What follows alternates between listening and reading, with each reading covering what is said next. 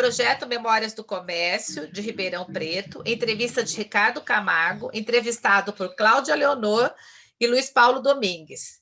Ribeirão Preto, 5 de abril de 2021, entrevista História de Vida 037. Então, bom dia, Ricardo. Obrigada por ter aceito o nosso convite. E eu vou pedir a gente começar a entrevista para você falar o seu nome completo, o local e a data de nascimento. O local que eu nasci? Isso. Então, tá bom. Eu sou Ricardo Camargo Machado.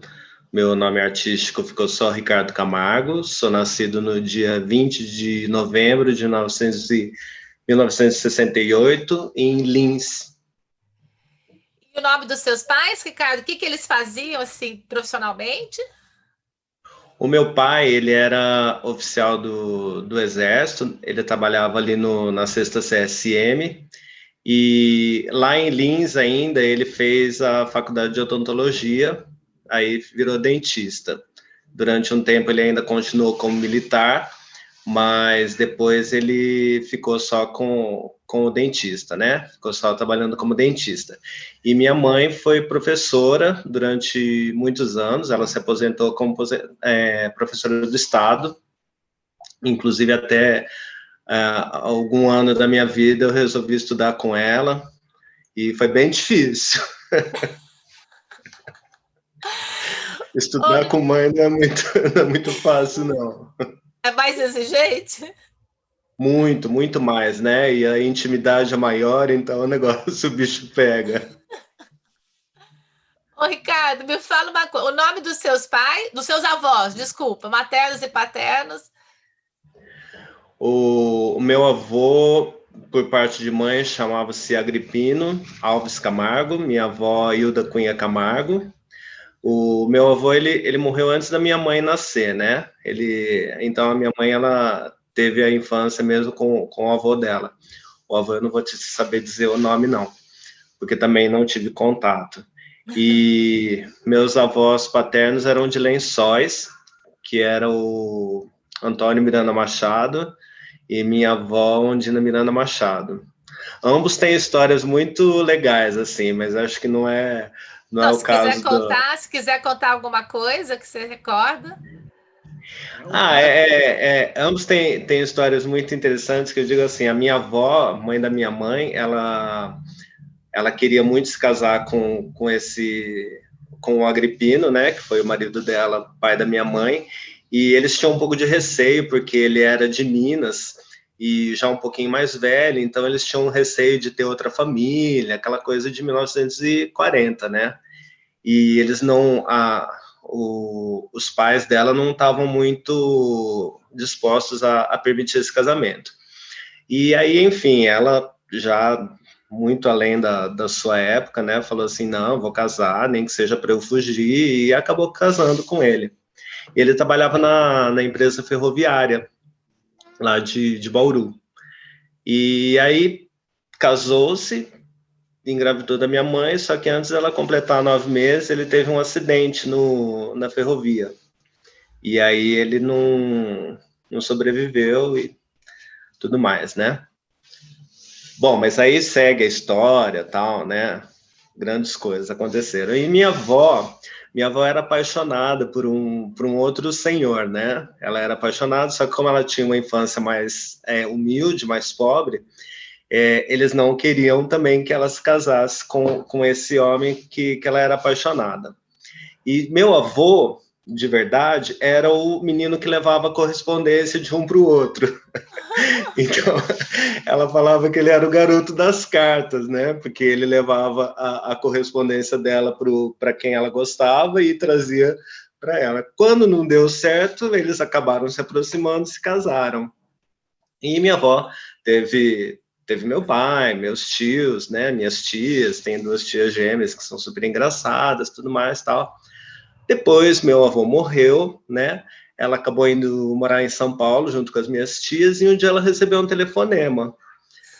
Recebeu um telefonema, era o cara que era apaixonado por ela, né? Ele também tinha se casado, tinha tido a família dele e tudo mais, e ela havia falecido. Então ele falou assim, eu me senti à vontade de ligar para você, né, e dizer que você sempre foi o amor da minha vida, tudo mais, né, e aí eu precisava te falar isso.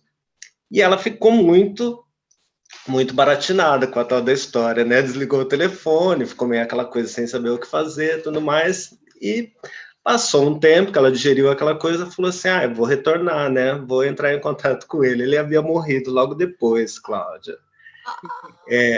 Acho que era aquela coisa assim, tipo, eu preciso me despedir e falar que a vida inteira, embora eu tenha tido a minha família, tudo mais, né, tenha me casado, o meu grande amor foi você, e tenho que te falar isso antes de eu ir embora. Nossa, que lindo! Bem legal. Que época foi isso, Ricardo, você sabe? Por Anos volta 80, de... 90? O quê? Anos 90, 80, que ela recebeu esse telefonema?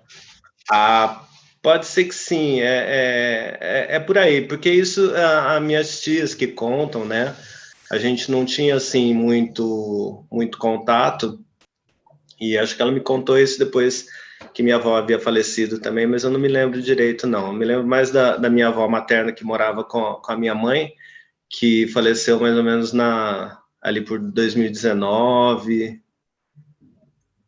Acho que foi por aí. 18. Não, desculpa. Já faz mais de 10 anos, imagina. Foi por 2009, 2010. Maravilha. E, Ricardo, você cresceu em Lins? Assim, sua Não, eu infância? só nasci em Lins e já fui para Bauru. Morava ali na Alfredo Ruiz, perto do Prevê Objetivo. Morei Tá. durante muito tempo lá. E o que você lembra, assim, desse Bauru, assim, mais antigo, da tua infância, assim, anos 70? O que você lembra, assim? Como é que era Bauru? Bauru eu acho muito gostoso, né? Eu acho que Bauru sempre foi um grande celeiro de grandes artistas. A gente tem muita gente legal que saiu de Bauru, né? E acho que saía porque não dava conta de ficar lá, porque Bauru não expandia muito os horizontes para quem era envolvido com a arte. Mas eu me lembro que foi uma infância muito gostosa, a gente sempre teve grandes atividades, era uma época muito boa que a gente brincava na rua, né? Brincava na enxurrada. Minha mãe ficava muito preocupada, não deixava, mas quando dava aquela chuvona que descia aquela enxurrada na Alfredo Ruiz, que inclusive era uma descida, a gente pulava lá, né? E eu tive três irmãos muito próximos, então a gente é praticamente uma escadinha. Então não tinha muito aquela diferença assim de. A diferença maior é mais da minha irmã mais velha, que começou a ficar adolescente, a gente ainda era um pouco criança, mas ela também era muito brincalhona, então os quatro brincavam muito juntos, assim, não tinha aquele distanciamento de 5 anos, 10 anos de um para o outro, era tipo um ano para cada um. Então a gente brincou muito, assim, uma infância muito junto. E isso era bem legal. Nós fazíamos historinhas. Acho que o teatro já começou na vida dentro de casa mesmo. A gente fazia essas coisas assim de criar historinhas, personagens. Nós tínhamos assim, tipo, vários programas de TV que nós fazíamos. Entendeu? Tinha a Grande Família, tinha o Sai de Baixo, era muito legal. E ali onde você morava, na Alfredo Ruiz, era centro da cidade, ali perto do Prevê, né? Isso. Mesmo no começo dos anos 70, era tranquilo ali, dava para brincar na rua, dava para jogar bola, ou passava muito carro? Como que era o ambiente ali? O que você lembra? Ele era um ambiente tranquilo, porque eu acho que a época era mais tranquila, né? A gente ainda não estava muito numa situação como está hoje. E mesmo assim, eu vejo hoje ali um pouco abandonado, né? Já não é tanto mais uma coisa tão movimentada como poderia ser na época que eu era criança. Mas eu acho que a época era mais tranquila, né? De você brincar na rua. Nós tínhamos amigos que moravam ali próximo, né? No quarteirão de cima, no quarteirão do lado. Então, e mesmo assim, não tinha muito aquela coisa assim, aquele perigo da gente brincar à noite na rua. Eu acho que o mundo era um pouco mais diferente, né? Mesmo que a rua fosse mais movimentada, porque também tinha a ferroviária e a rodoviária na praça ali, não me lembro como Machado chama de aquela Mello. praça. Machado de Mello. Exato. Uma coisa que eu me lembro que eu não me esqueço até hoje foi quando teve Festival das Águas Claras, que foi o Woodstock brasileiro, né? E meu pai saiu para dar uma volta com a gente de carro e ele passou pela praça e tinha hippie para tudo quanto é lado, assim, a galera tomando banho na fonte, e um povo muito estranho para mim, né? Um povo assim que eu nunca tinha visto na minha vida. Aquilo lá para mim era meio surreal, parecia que eu estava vendo Hair na minha cidade, e assim, eu era uma criança, não entendia aquilo, né? Porque senão, se eu fosse um adolescente, da época que eu fui adolescente, eu acho que eu já teria me jogado lá na praça, falado, eu vou junto, me leva junto, que eu quero ir para esse lugar. Sim. E você sabe que esses dias até estava conversando com a Valéria, não sei se você se lembra dela, a Valerinha. ruiva que fazia isso, fazia o Segredo da Tempestade conosco, né? Eu, Celso, Valéria, Carlos, conhecemos Marcão nessa época, diretor de teatro. Dá o nome deles para a gente localizar bem, Ricardo? Oi? Dá o sobrenome da Valéria, do Carlos, para a gente registrar. Valéria Mauriz, que hoje em dia é fisioterapeuta lá no Rio de Janeiro. Carlos Hortelã, que está dando aula de balé também, como eu, lá em São Paulo. Ele tem um projeto que, inclusive, na época, antes da pandemia, ele dava aula no Parque de Ibirapuera, levava o pessoal lá e fazia uma aula na praça não, no parque. O Celso Cardoso, que está em Londres, né, que é nosso amigo.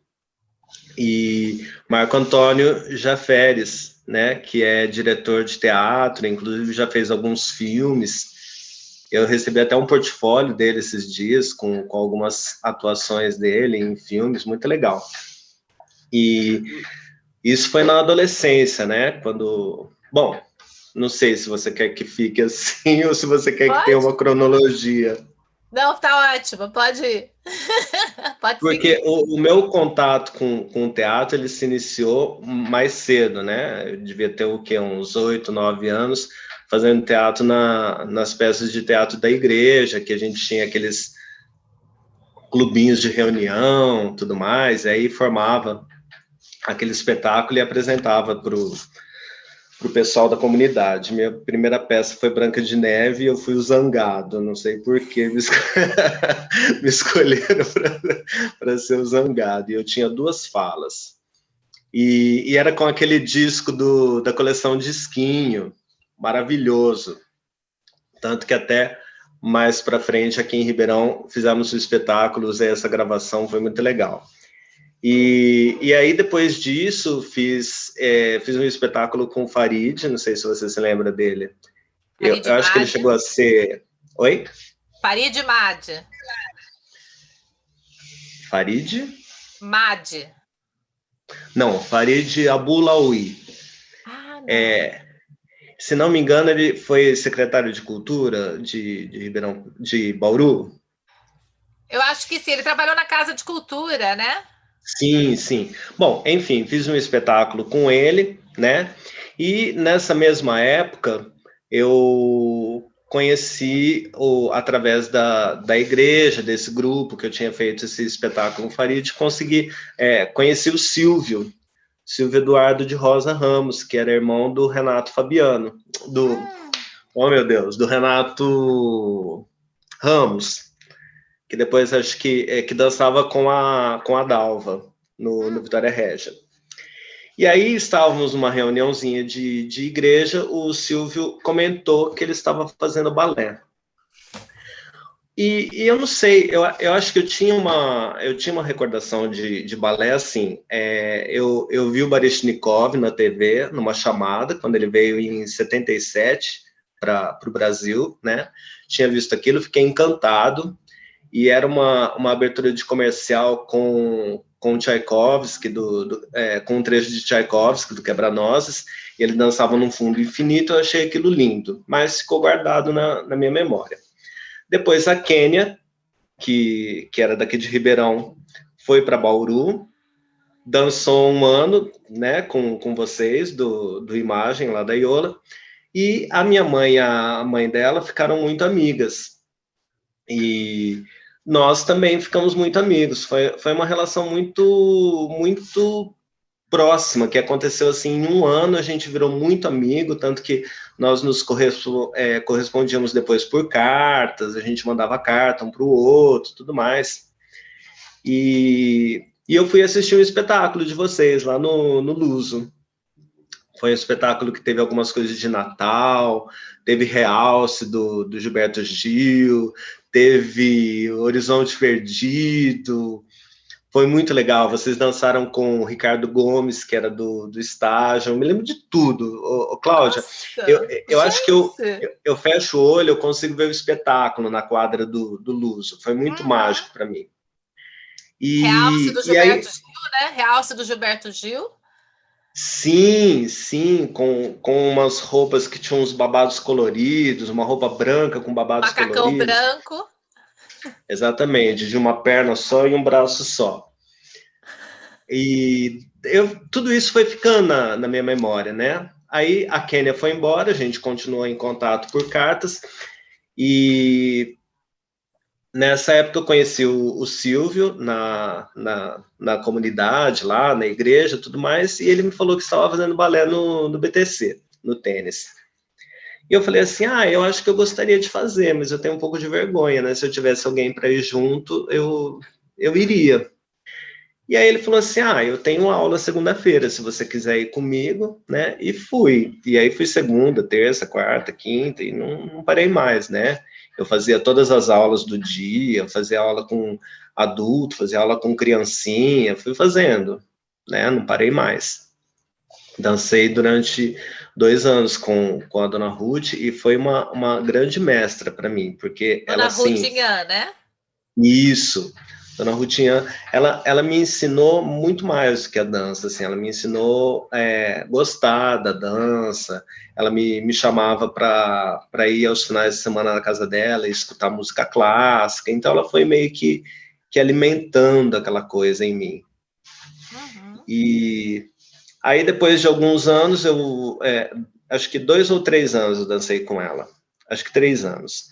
E aí um dia eu me lembro que eu tinha alguma coisa e, tipo assim, eu tinha alguma festa e eu sabia que estava tendo espetáculo do Imagem na USC.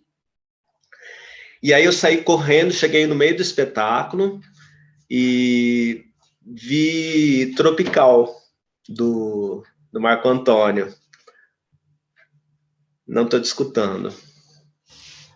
Marco Antônio, né? Também com música do Gilberto Gil. Exatamente. E eu fiquei maravilhado com Tropical. Falei assim, eu quero dançar com eles. E aí foi muito triste, assim, conversar com a Dona Ruth, porque ela era uma mãezona para mim, né? Mas aí eu falei assim, olha, Dona Ruth, eu queria conhecer coisas diferentes. Então eu tô indo lá pro Balé da Iola. E aí fui pro Balé da Iola, fui muito bem recebido por ela, né? Que é uma pessoa maravilhosa também. O grupo também me recebeu muito bem. E aí dancei mais um bom tempo com Imagem. Nesse meio tempo de Imagem, eu tive um ano que eu fui para São Paulo, né? Dancei com o Passo a Passo, que funcionava na Escola do Cisne Negro. E depois, quando eu voltei para o Imagem, que nós dançamos danças polovizianas, né? Fomos para Joinville, e inclusive dançamos um afro, que você fazia uma entidade, né? Que recebia toda a informação ali do que estava acontecendo. Era muito boa aquela coreografia. Eu acho que foi nessa época que a gente teve até uma aproximação maior, né? Foi. E você sabe que eu tava falando um negócio, me perdi. Tava conversando com... Eu vou pedir... desculpa. Pode falar. Tava conversando. Não, pedi para você recuperar um pouco. Eu acho que a gente fez o afro, fez o Copélia, e aí você foi para São Paulo no Passo a Passo, é isso? Isso. Eu queria que você recuperasse um pouco essa passagem, né, do Copélia, que você tem um papel importante no Copélia, que você já trabalha também com o seu figurino, né? E aí, como é que se dá esse convite para ir para São Paulo, no Passo a Passo? Então, na verdade, voltando na questão do figurino, quando eu comecei a dançar, eu tinha um pouco de receio de por exemplo, chegar para o meu pai e falar assim, pai, preciso comprar uma sapatilha.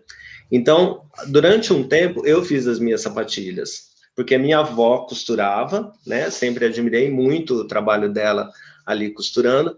Então, eu falava assim, vó, vamos fazer essa sapatilha. Aí a gente cortava curvinho, fazia a sapatilha, durava assim uma semana, porque não tinha a mesma estrutura de uma sapatilha normal de dança. E a primeira sapatilha que eu comprei realmente, né, que aí eu calcei a cara e falei assim, olha, eu tava precisando comprar uma sapatilha, foi para dançar, né, para dançar um espetáculo de final de ano.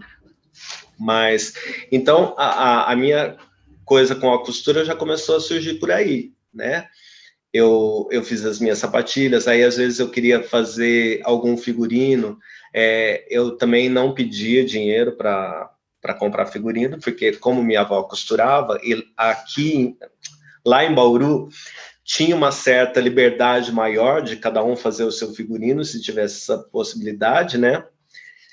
E então eu pedia para minha avó fazer, e às vezes ela estava muito ocupada, cansava de esperar, eu mesmo já ia fazendo as coisas, já ia costurando, né? Ia mandando ver. E com isso foi surgindo essa coisa do construir o figurino também, né? Eu me lembro que aí depois fui para Iola, comecei a dançar lá na Iola. Quando teve a Copélia, a minha avó fez as roupas e eu bordei, fiz todo bordado, tudo mais. E aí o povo do Cisne Negro tinha umas roupas meio estranhas, assim, né? Aquelas roupas meio velhonas. E aí eles ficavam de cara, porque além de mim também tinha o Edilson, que aí o Edilson bordava assim, quase que com diamante a roupa dele, né? Então o pessoal ficava meio assim, quero essa roupa para mim, deixa eu levar ele embora, né? Para fazer parte do nosso espetáculo. Porque no Copélia você dançou a prece com a Adriana Roda, né? Isso, dancei a prece. Destaque, né? Sim, e fiz aquele boneco, o Mouro, né? Mouro. O Mouro, que eu dançava, eu ficava 10 minutos coberto, né? Aí dançava 1 minuto de coreografia e mais 20 minutos sentado, parado, esperando o ato acabar, porque era um boneco. E eu me lembro que eu gostei muito daquela oportunidade, eu acho que eu me dei muito, porque eu falei assim, não importa que é um boneco que eu vou ficar parado, eu quero fazer bem feito, né? E aí a dona Uda gostou, dona Uda Bittencourt, diretora do Cisne Negro, ela gostou do meu desempenho do boneco, falou assim, se vocês quiserem ir dançar lá no espetáculo em São Paulo, vocês podem dançar na matinê. Eu e a Adriana dançamos a prece na matinê. Eu não me lembro se a Márcia também foi com o Edilson. Não. Mas nós dançamos também as outras coisas. Dançamos mazurca, guisardas. A gente dançou na matinê do espetáculo. Mas porque o boneco... À noite, quem fazia o papel principal... À noite, quem fazia o papel principal era o Fernando Burrones, né? O papel principal do espetáculo da noite era a Nora Esteves, do Rio, e o Fernando Burrones, que também dançava no Rio.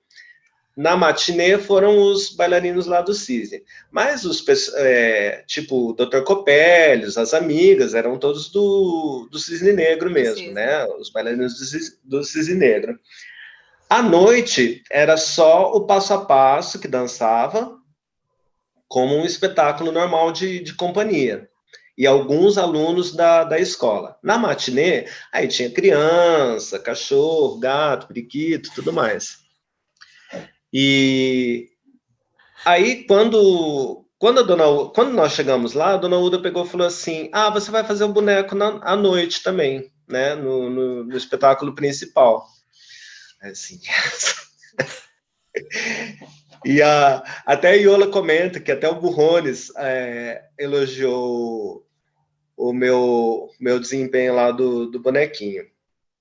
E aí, quando nós estávamos lá, durante a semana do espetáculo, teve audição para o Cisne Negro. Então, nós fez eu, Edilson e Adriana Roda, fizemos a audição do Cisne. Só que não passei. Eu acho que eu acho não, eu fui até muito além na audição, eu cheguei até o final da aula. Eu só não peguei o trecho de coreografias. E eu acho que muito disso foi porque, não porque eu fosse tão bom quanto os outros que estavam lá prestando audição, né?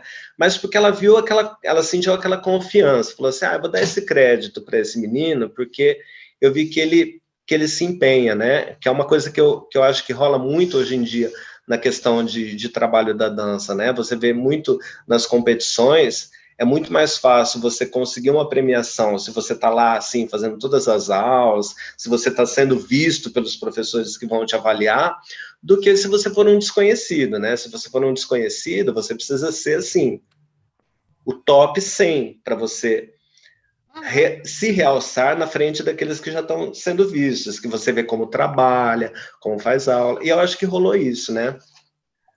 Mas aí não passei, e peguei e pedi para ela, falei assim, posso continuar no passo a passo durante a minha estada aqui, né? Ela permitiu, fiquei lá, e aí dancei durante um ano com eles, com o passo a passo, que era um grupo ali amador do Cisne Negro.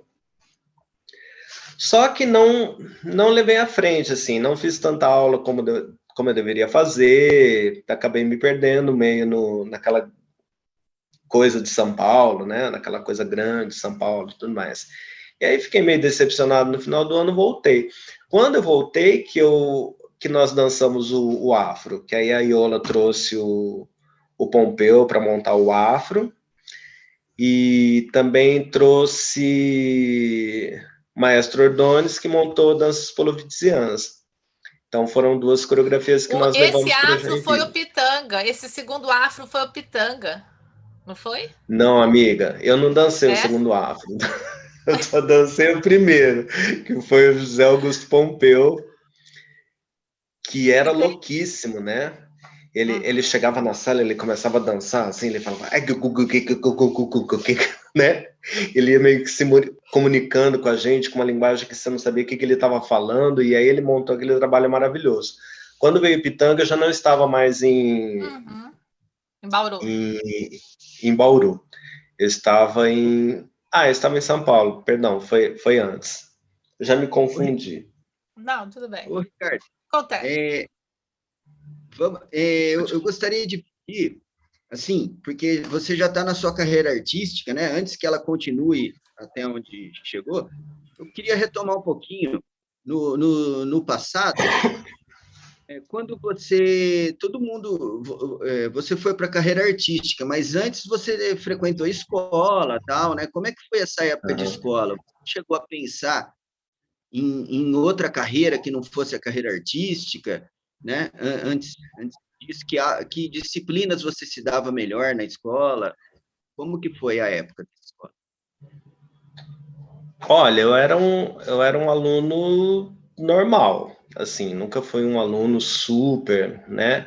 Eu acho que, na verdade, eu estudei para realmente estudar, mas a escola não assim, que não tenha sido uma paixão, né? Mas não era o meu primeiro plano, eu tinha mesmo em mente que eu gostaria de ter alguma coisa assim, eu queria ser o Baryshnikov, na verdade, eu queria dançar, mas com muito custo, eu fui aprendendo que meu corpo não era para o balé, né? Então, aí eu fui trabalhando outros tipos de dança e fui virando professor nesse caminho, assim.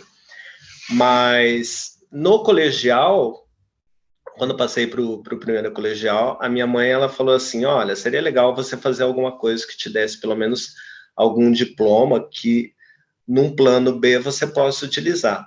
E aí eu fiz magistério no Cristino Cabral. Fiz magistério, completei tudo mais, fiz o curso todo, mas aí terminando o magistério, eu falei, agora eu vou ser bailarino, agora eu vou dançar, que foi quando eu fui para São Paulo. Aí eu já tinha 19 anos, né? Mas assim, o que eu me dava bem na escola? Educação artística, fazia bem matemática, português, mas não gostava, assim, de coisas decorativas, tipo geografia, que a gente tinha que decorar, né? Embora história, Cláudia vai querer me matar, não era uma coisa decorativa, mas para mim era. Odiava história, odiava, assim, OSPB, que tinha, né? Organização Social dos Problemas Brasileiros. Acho que nem existe mais isso hoje em dia. E houve alguma resistência, assim, aqui em Bauru, tanto da sua família, acho que não, né, pelo que você está falando, e da sociedade, por você querer ir para o mundo da dança, não era muito usual, né, na época. A minha família sempre me apoiou muito, assim, a minha mãe sempre me apoiou muito, ela não... A única exigência, quando eu falei que eu queria fazer balé, ela falou assim, mas você continua fazendo natação por causa de problema de escoliose, que meu irmão já tinha usado colete e tudo mais, mas eu continuei assim mais uns meses e parei. Mas ela sempre me apoiou muito, assim, sempre teve muito do meu lado, me ajudou nessa questão de ir para São Paulo, tudo mais. O meu pai, eu fiquei sabendo muito depois que teve um pouco de resistência, um preconceito meio velado, né? Aquela coisa que não se expôs, mas fiquei sabendo depois, porque na época não percebi, né, que teve isso. Mas também teve uma vez que ele foi assistir um espetáculo e fotografou o espetáculo, e aí ele também achou lindo, e aí sempre me acompanharam, eu não tive muita resistência. Na escola tinha aquela zoeira de sempre, né? Porque é o bailarino, sempre houve esse preconceito, mesmo a gente estando em 1980. Mas eu acho que eu nunca me liguei muito nessas pessoas, assim. Para mim, eu pensava assim, problema deles, se eles não estão satisfeitos, né? Eu acho que eu que tenho que me satisfazer com aquilo que eu estou fazendo, com aquilo que eu gosto. Então, por exemplo, no colegial, quando se juntou eu, Carlos Hortelã e Celso, tudo fazendo magistério na mesma sala, era uma sala de, acho que 35 meninas e nós três. A gente pôs fogo naquela escola, né? Nós pusemos fogo naquela escola.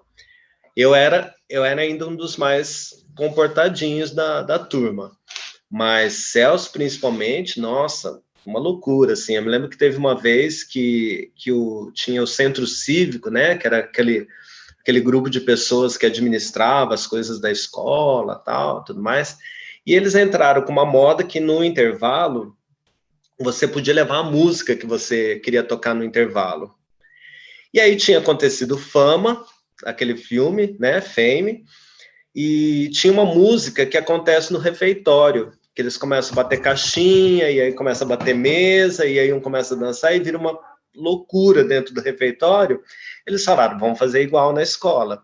Levaram a fitinha cassete com a música, e a música é longa, ela durou mais do que o intervalo. E assim, eu não participei disso. Acho que eu morri de vontade de ter participado, mas não participei porque eu fiquei com vergonha.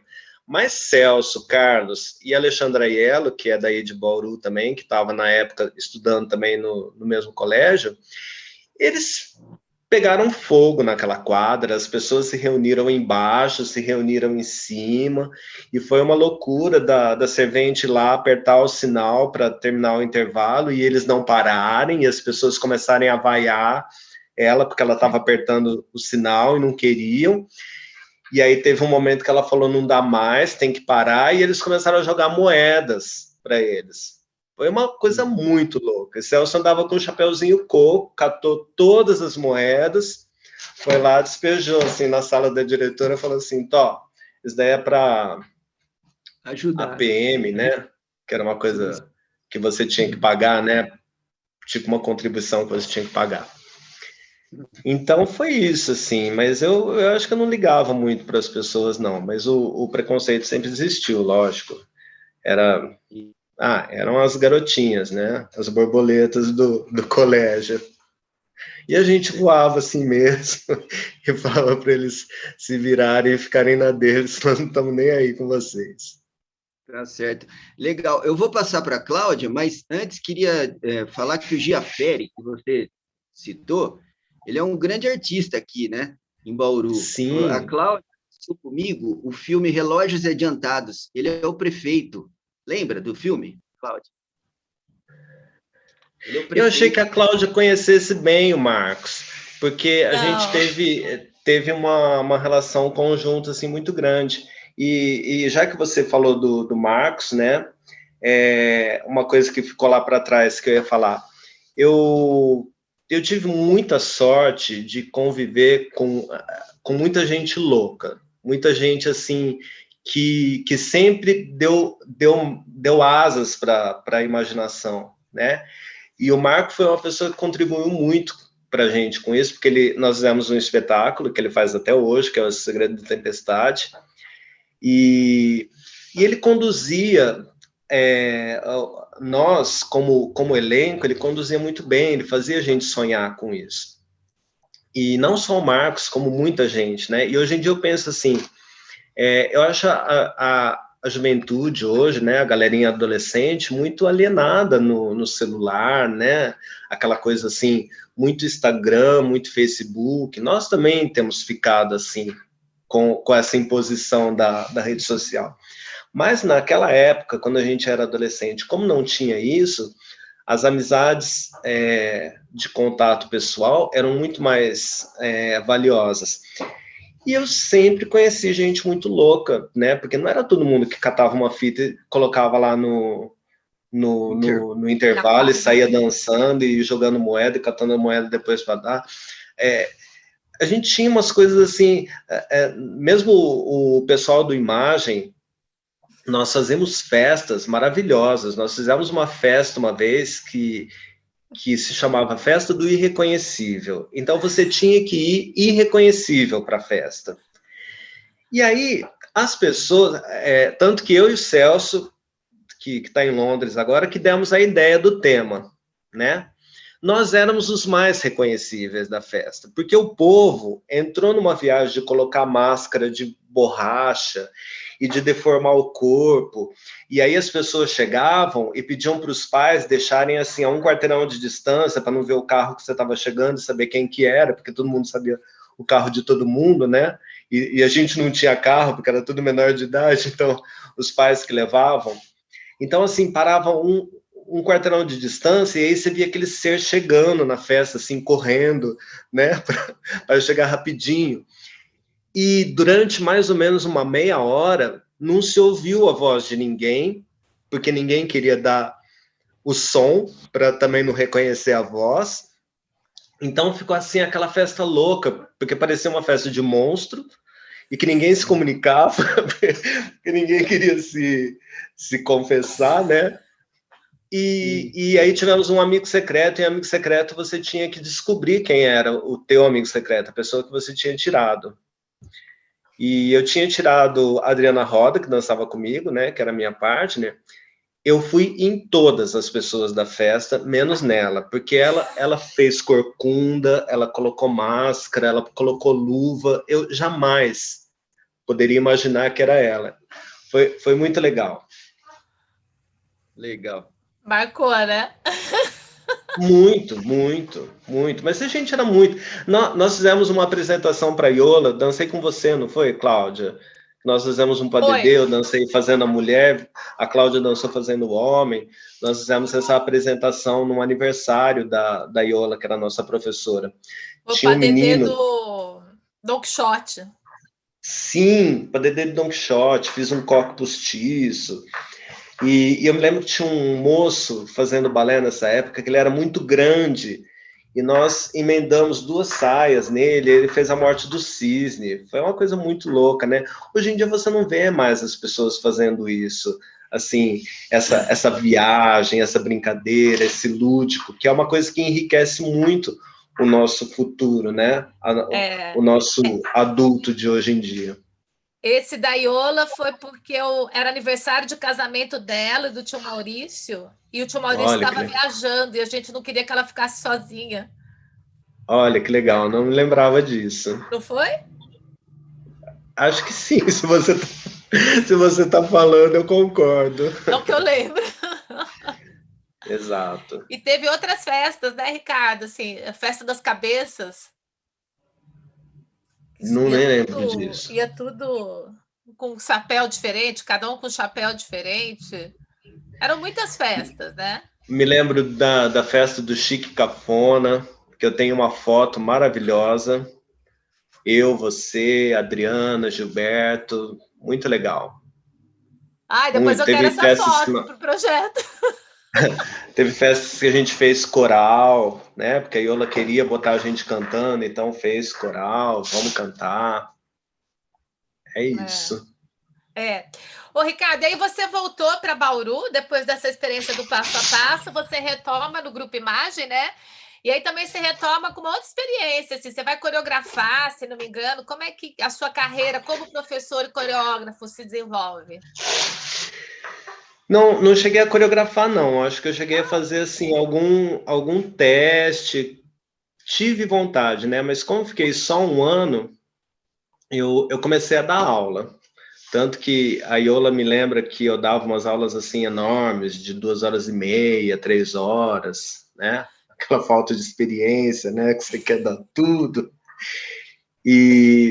Mas eu me lembro que eu só dei aula, assim, eu coreografei, na verdade não coreografei, eu cheguei a remontar algumas coisas de repertório com umas meninas mais novas, né, que não eram da nossa turma, mais adiantada, mas eu fiquei só um ano aqui, e eu me lembro que o Celso chegou a coreografar alguma coisa comigo, com a Gisele, nessa época. E eu me lembro que nesse retorno, eu acho que eu fiquei com aquela sede de querer mais, né? E nós começamos a pressionar muito a Iola para que ela trouxesse alguma coisa mais profissional para nós. A gente queria, porque nós sabíamos que nós tínhamos condição de fazer um grupo bom lá em Bauru, sem precisar ir para São Paulo. Mas ela ficou um pouco meio assustada, assim, eu acho que ela não se sentiu, assim, firme para fazer essa coisa acontecer. E aí, quando foi no começo desse ano que eu tinha voltado, não, no começo do ano seguinte, né, do que eu tinha voltado, a Kênia me telefonou, falou assim, ó, tá tendo uma audição aqui em Ribeirão Preto, que o grupo que eu danço tá querendo fazer uma proposta mais profissional, vai ter um salário, ela vai bancar o aluguel de quem estiver aqui e tudo mais, né, que não for daqui. E aí eu vim para Ribeirão, prestei a audição, eu e Celso, prestamos a audição e passamos e acabamos ficando por aqui. Acho que você deve estar falando de coreografia de quando eu voltei depois para Bauru, porque eu voltei de novo, né? Voltou mais uma vez. Sim, sim. Então você tem essa primeira temporada em Ribeirão Preto. Sim. E então, indo para a questão do figurino, né? Eu me lembro também desse afro do Pompeu que nós dançávamos. Nós tínhamos um adereço de cabeça que foi feito pela Beth, ou pela mãe da Beth, que era uma senhorinha que fazia flores. E aí você tinha que pagar, tipo assim, uns R$ 25 naquilo. E eu falei assim, não vou pagar isso, né? Eu catei o adereço de uma delas, de uma que dançava. Eu falei assim, deixa eu ver. Fui lá no beco, comprei os materiais que tinha que usar para fazer o negócio e fiz um igualzinho para mim, porque eu procurava me virar para justamente não ter tanto gasto com isso, né? Porque, acho que eu já não queria fazer aquilo que hoje em dia eu faço. Que é fazer parte da indústria, né? Sei lá. Maravilha. Ô, Ricardo, e nesse primeiro momento que você vai para Ribeirão, você passa em qual você está associado a qual grupo, qual escola que você vai? Eu vim dançar com o Dansarte, que era da Luciana Junqueira, e dancei por 2 anos. E já no primeiro ano que eu estive aqui, eu dei algumas ideias de figurino, de algumas coisas assim e tudo mais, e a Luciana é muito esperta, ela pegou e no festival de final de ano, desse primeiro ano que eu tive aqui, ela pediu para eu desenhar os figurinos para o espetáculo. E aí eu desenhei todos os figurinos e fiz os adereços, tipo os chapeuzinhos da banda, cabecinha de foca, cabecinha de malabarista, essas coisas todas. Então, esse foi o meu primeiro contato que eu tive com a produção de figurino em grande quantidade. Foi fazendo essa parte de adereço.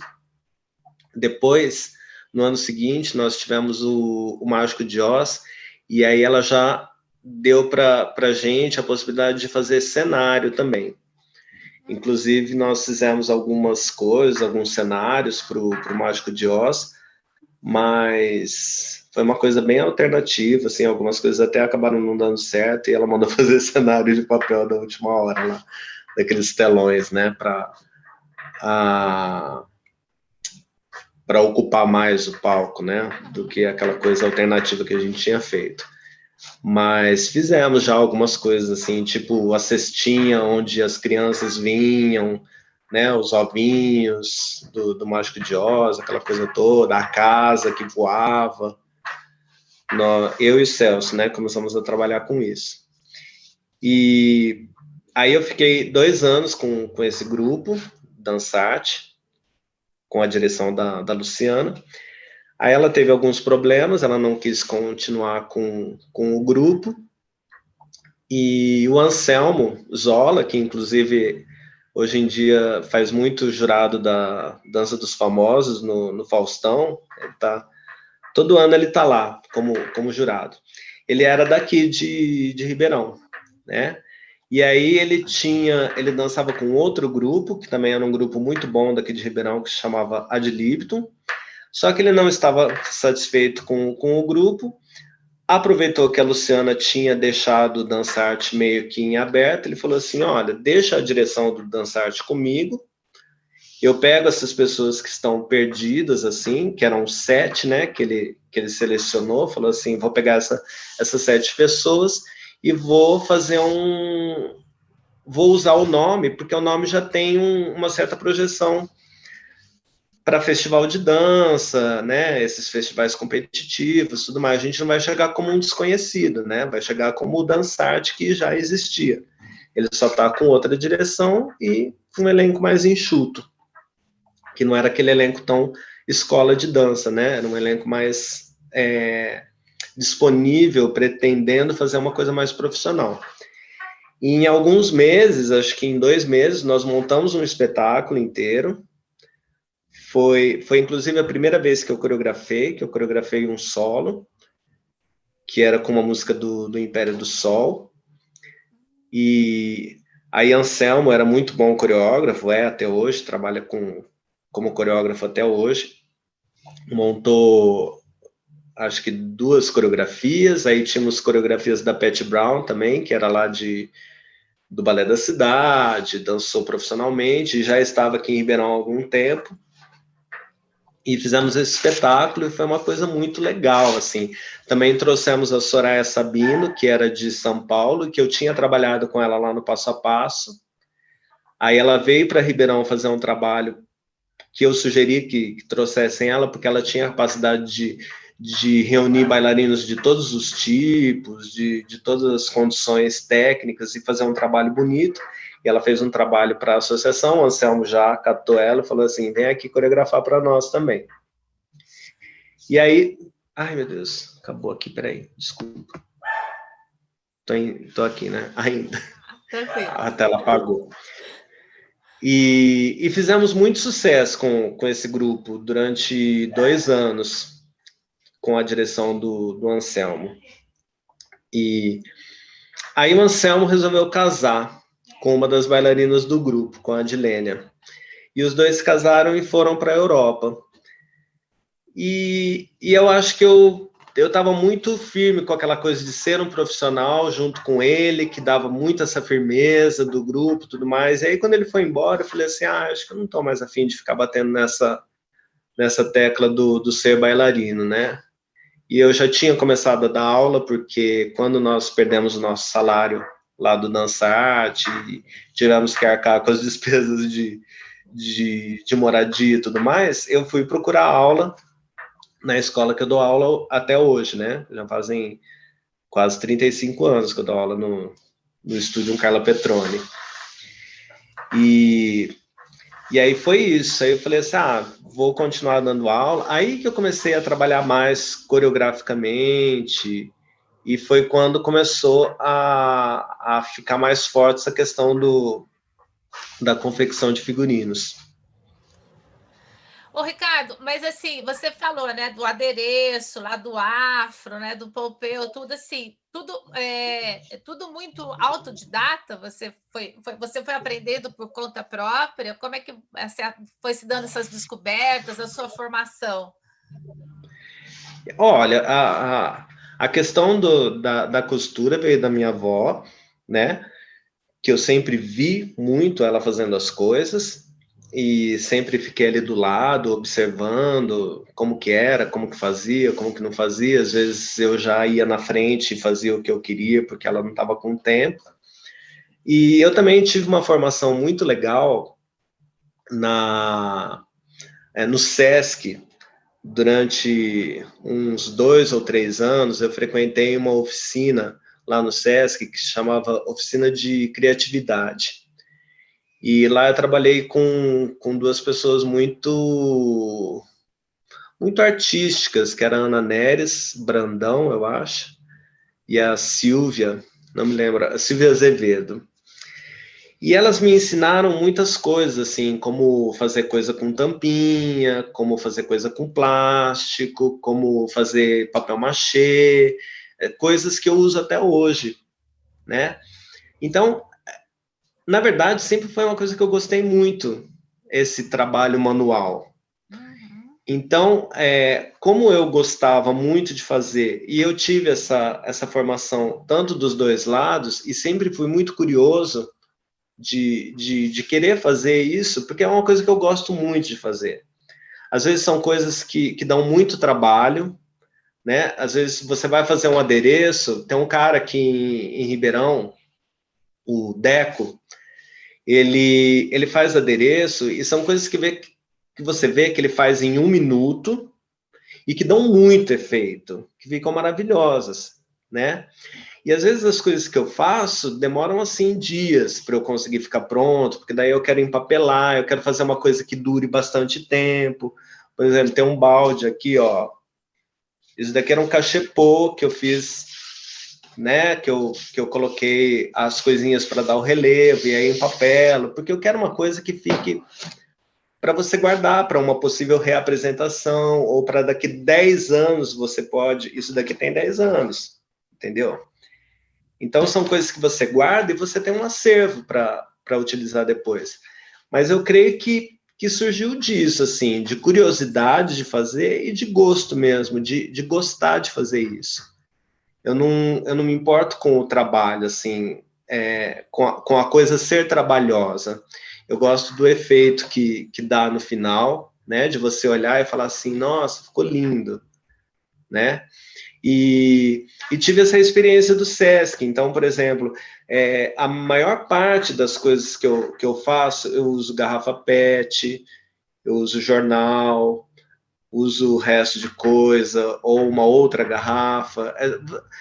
Depois, se você quiser, eu te mando uma infinidade de fotos de várias coisas diferentes que eu fiz com garrafa PET, né? Que você vai transformando e você dá o formato que você quiser para aquilo. Mas eu acho que é principalmente por causa disso, assim, porque eu gosto mesmo, eu gosto de fazer isso, eu gosto de costurar o figurino, gosto de fazer, O Celso, às vezes eu mostro as coisas para ele, né? Agora que ele tá lá em Londres, de vez em quando eu mostro alguma coisa que ele tá fazendo, ele fala assim, cara, isso é louco, ninguém vai reparar que você colocou a fitinha a mais, a rendinha a mais. Eu falo assim, mas o importante é a pessoa que pega o figurino na mão, vê que aquilo lá é uma coisa que tem aquele valor que ela tá pagando, né? Porque você vê muita gente que trabalha dessa forma assim, fala assim, é para palco, né? Às vezes eu até brigava com a minha avó, né? Que ela falava assim, mas é para o palco. Eu falava assim, não importa que é para o palco. Tem que estar bonito, tem que estar bem feito, porque a gente não pode dançar com qualquer coisa, né? É um momento sagrado para você, a hora que você está se apresentando. Você tem que estar com uma coisa bonita e você tem que estar com uma coisa bem feita. Legal. Maravilha. E aí, nesse segmento, você foi fazer a faculdade de moda, né? Olha, a faculdade de moda veio bem depois, né? Eu fiz depois dos meus 40 anos. Eu acho que veio uma certa cobrança, né? De eu ter algum curso superior, que eu acho que nem sei por que eu me cobrava tanto, mas assim, não que não tenha o seu valor, né? Mas até então eu tinha vivido sem ele. Então, assim, falei, eu acho que eu precisava de um curso superior, eu precisava fazer uma faculdade. Aí eu fui atrás de alguma coisa que tivesse a ver com o que eu trabalhava, né? Eu tinha muita vontade de fazer fisioterapia, só que se eu fosse fazer fisioterapia, eu ia ter que fazer uma faculdade que eu não ia poder trabalhar, aí eu ia ficar meio enrolado com isso, né? Não ia ter como me sustentar num curso, porque fazer um curso, uma faculdade, como que chama? Uma faculdade que eu não fosse uma faculdade pública, né? Eu não iria ter mais como fazer um vestibular hoje em dia para passar numa faculdade federal, né? Então eu ia ter que fazer uma faculdade particular. E aí a fisioterapia não ia dar para eu fazer, porque não ia ter como sustentar uma faculdade e continuar trabalhando. Uhum. E aí eu resolvi fazer essa faculdade de moda, porque eu falei assim, eu acho que pode abrir muito mais os meus horizontes, eu vou aprender a pesquisar melhor a respeito do que eu faço, mesmo que eu não tenha eu não tenho muito em mim esse universo da moda comercial, dessa coisa me falhou agora a palavra. Da moda? Do prêt-à-porter, essas coisas? Não. Da moda ser uma coisa que passa, né? Com o tempo, assim. Apesar de você pregar muito que existe a moda sustentável, né? Uma pessoa que se dedica à moda, ela não está tão preocupada com a sustentabilidade, porque ela está preocupada em vender aquilo, né? Ela está preocupada em fazer o negócio acontecer. E já vem a palavra. Mas eu acho que para a questão de figurino, de confecção de figurino, de pesquisa, tudo mais, ia me acrescentar muito. Tanto que eu tive história da moda, tive história da arte, que foi maravilhoso. Peguei uma professora maravilhosa, não sei se você conhece, Maria de Fátima Matos. Não. Que é uma historiadora daqui de Ribeirão, e ela é sensacional, assim. Ela te faz embarcar naquela coisa toda da história da arte. E aí também tive um pouco de contato com essa coisa de marketing, de como você produzir o seu próprio negócio, como você fazer as coisas acontecerem melhor. Não usei muito, não, mas pelo menos eu aprendi. E agora eu tenho o meu canudo. Mas assim, você tem a sua empresa agora, Costume, né? Qual o contexto que surge a Costume? Costume Camargo foi um trabalho de faculdade, né? Que a gente precisava definir um nome de uma grife e fazer um cartão e fazer uma logo. Então eu fiz. Mas eu não tenho uma empresa, assim, eu não tenho um MEI, né? Ainda. Eu tenho, assim, a minha produção, ela é totalmente individual e particular. Tanto que... Porque, assim, eu acho que a gente esbarra em muitas coisas quando você quer fazer uma empresa de produção de alguma coisa, né? E eu tenho muito receio de fazer realmente uma empresa e não conseguir dar o suficiente aos meus empregados como eu acho que tem que ser. Então, por enquanto, eu trabalho sozinho. Eu me mato no final do ano, quando eu tenho uma produção muito grande para fazer, eu me mato, mas eu dou conta de fazer tudo sozinho. E eu sempre tive uma recordação muito grande de quando eu comecei a dançar, né? No primeiro ano que eu fiz balé na Dona Ruth, ela fez um espetáculo no mês de março e tudo mais, para usar as roupas que não tinham ficado prontas no espetáculo de final de ano. Então, eu tenho isso muito forte na minha cabeça. Então, assim, quando chega a época e isso acontece com muita frequência, né? Assim, até hoje você vê, assim, coisas de pessoas, empresas que abraçam muito além do que elas podem, e aí chega no final do ano, ou não consegue concluir, ou conclui pela metade, aquela coisa meia boca. Então, por isso que sempre que eu vou assumir um trabalho, eu penso muito bem assim, quanto eu posso assumir? Já tive que falar não para muitas pessoas. Às vezes as pessoas acham até assim, você é exclusivo lá da Carla, né? Eu falo assim, não é uma questão de exclusividade. É uma questão que para mim é mais fácil trabalhar lá, né? Porque eu estou vendo as pessoas todos os dias, fica fácil de eu medir, fica fácil de eu experimentar, fica fácil de eu entregar. Aí, se eu conseguir, além disso, abraçar alguma outra escola, aceito, com certeza. Para mim é o maior prazer trabalhar com outras pessoas. Mas, às vezes, eu não consigo porque eu sei que eu não vou conseguir. Né? Não aceito porque eu sei que eu não vou conseguir. Então, eu não posso dar um passo maior do que a minha perna vai alcançar. Por isso que, às vezes, eu tenho que falar não para muita gente. Ô, Ricardo, e esses preparativos começam assim, que época do mês, assim? Porque essas apresentações costumam ser entre novembro e dezembro, né? Assim, festival de final de ano, né? Sim.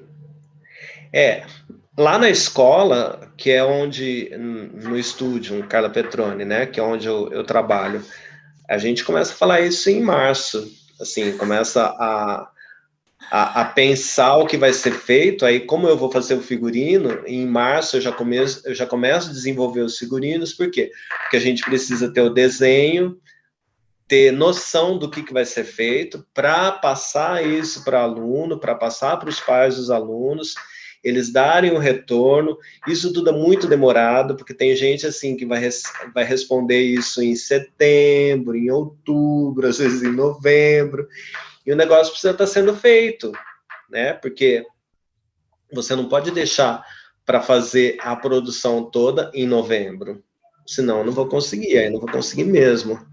Então, normalmente, eu começo a trabalhar, assim, na parte de confecção, eu começo a trabalhar em setembro, porque daí, assim, uma grande parte já deu a resposta, então a gente já tem a possibilidade de comprar material para que sejam 3 a mais que precisem responder, né, para não ficar aquela coisa também de você comprar a mais e acabar perdendo material. Mas é por aí, mas a elaboração já começa em março, às vezes até em dezembro do ano anterior. Já começa a se falar o que vai ser feito. Ricardo, você falou uma coisa super importante, a compra do material. Você compra tudo aí em Ribeirão? Assim, quais são as lojas que você frequenta, assim? Olha, Cláudio, durante muito tempo, a gente fez uma grande compra em São Paulo, na 25 de março, né? 25 de março, aí depois a gente descobriu o Brás, ali que tem uma rua, né? Que tem algumas coisas bem interessantes. E com o passar do tempo, porque, por exemplo, você vê, eu me lembro que a primeira vez que eu fui para 25 de março foi em 96, que nós fizemos uma apresentação de Copélia aqui para a reinauguração do Pedro II. E nós fomos comprar os figurinos lá em São Paulo, né, os tecidos. Era uma coisa absurda de metade do preço do que você comprava aqui. Inclusive, assim, se você fizesse um levantamento de valores pelas lojas daqui e fosse comprar lá, você tinha um lucro de quase 100%. sobre o figurino, porque você gastava metade do que você tinha previsto que você ia gastar. Com o passar do tempo, as coisas foram ficando diferentes. Então, hoje em dia, aqui em Ribeirão, às vezes, você encontra coisa mais barata do que você encontra em São Paulo. As lojas começaram a ficar com possibilidades maiores de desconto, de preço, que às vezes vale mais a pena você comprar aqui do que lá em São Paulo. E então, assim, às vezes nós vamos para lá pela questão da variedade. Coisas que você não encontra aqui, você pode encontrar lá. E principalmente adereço de cabeça, aquelas tiaras que a gente compra lá naquele povo chinês, que tem assim aquelas bancas que você chega e faz a festa. Mas tecidos, às vezes, você compensa mais comprar aqui. Aí tem a Avenida da Saudade, que tem algumas lojas.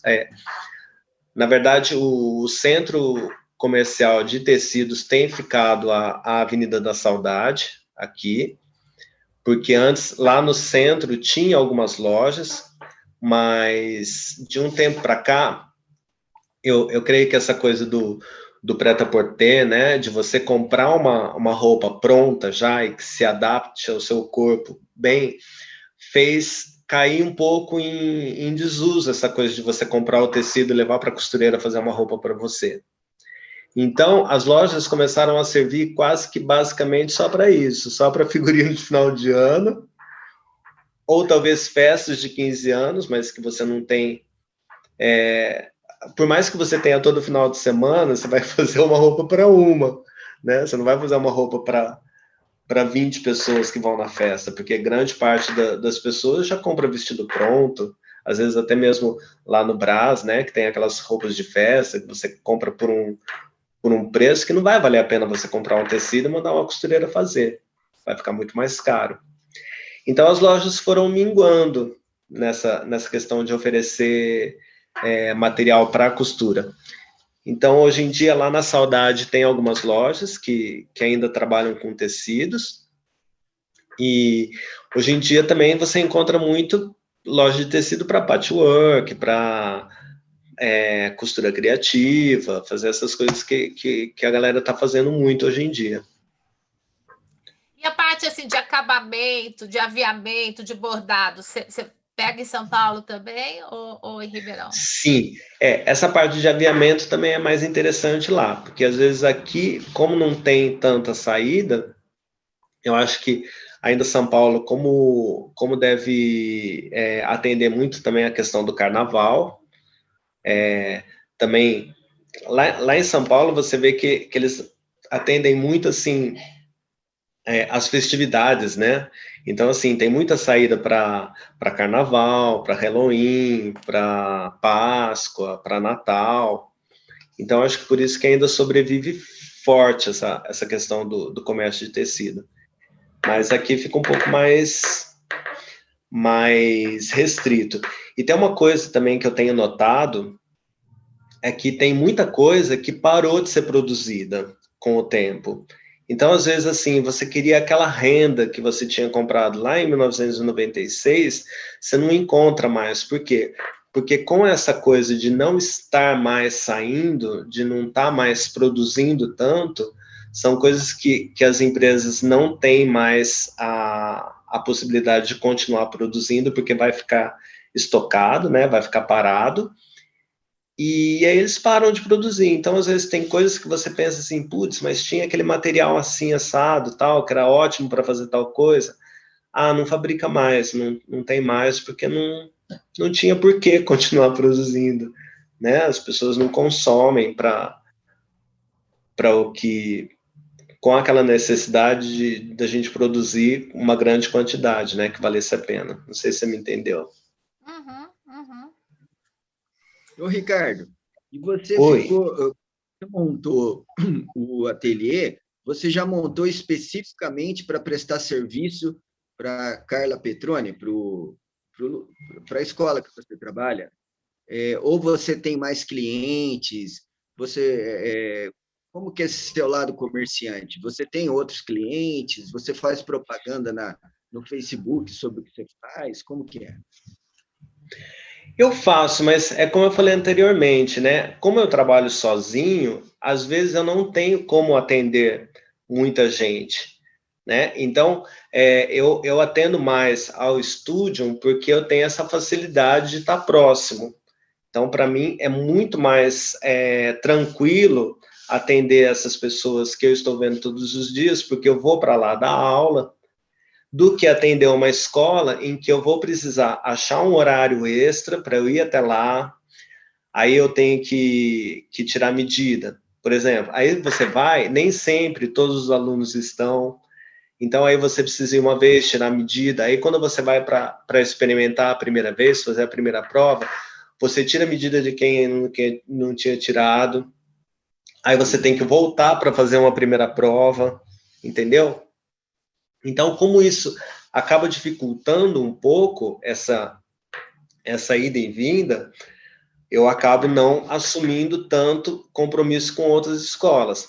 Mas, na verdade, assim, esse ateliê que eu fiz porque eu precisava de um pouco mais de espaço para mim, porque durante muitos anos eu trabalhei num apartamento de um quarto só, que aí era assim, época de final de ano virava a Ilha da Fantasia, você não tinha como entrar em casa porque era figurino para tudo quanto é lado, e pano por tudo quanto é lado, e adereço e tudo mais.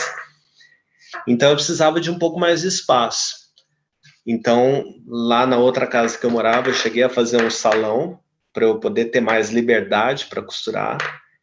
E aí, quando meus pais vieram para cá no começo do ano passado, aí nós achamos uma casa em que tinha também uma sala grande para eu poder me instalar para fazer o meu trabalho. Legal. E o Mas individual? Um cliente individual não te liga? Uma pessoa, olha, Ricardo, eu preciso de uma roupa assim, assim, assado, que é para mim. Um cliente individual você não tem, ou tem? sim, às vezes. Às vezes. Mas eu acho que eu sou muito reservado. Eu precisava ser um pouquinho mais